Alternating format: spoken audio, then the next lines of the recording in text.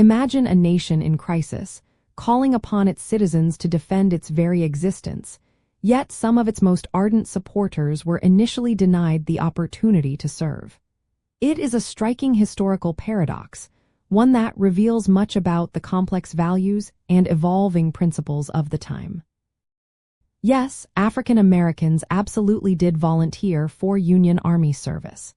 Despite facing systemic racism and official exclusion for much of the early war, thousands eagerly stepped forward to fight for the Union cause and, crucially, for their own freedom. The primary reason for this initial exclusion stemmed from deep-seated racial prejudice and a federal law dating back to the Militia Act of 1792, which restricted military service to white men.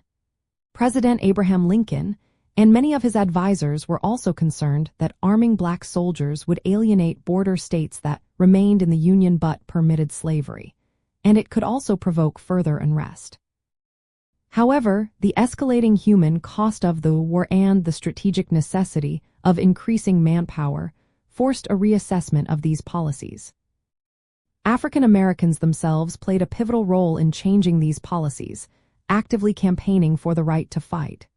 They organized, petitioned, and demonstrated their eagerness to join the ranks. It was the Emancipation Proclamation, issued on January 1, 1863, that marked a turning point, officially authorizing the enlistment of black soldiers into the Union Army. This proclamation transformed the war's objectives from solely preserving the Union to also including the abolition of slavery. Once authorized, the Bureau of Colored Troops was established to manage the enlistment and organization of these new regiments. Recruits were often segregated into units like the United States Colored Troops, or USCT, commanded by white officers.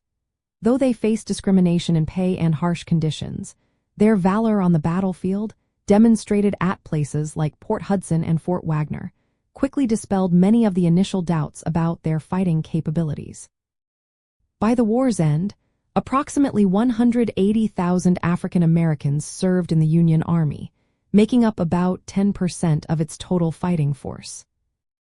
Understanding this history is vital for appreciating the dual struggle fought by African American soldiers, battling both the Confederacy on the field and racial injustice within their own ranks.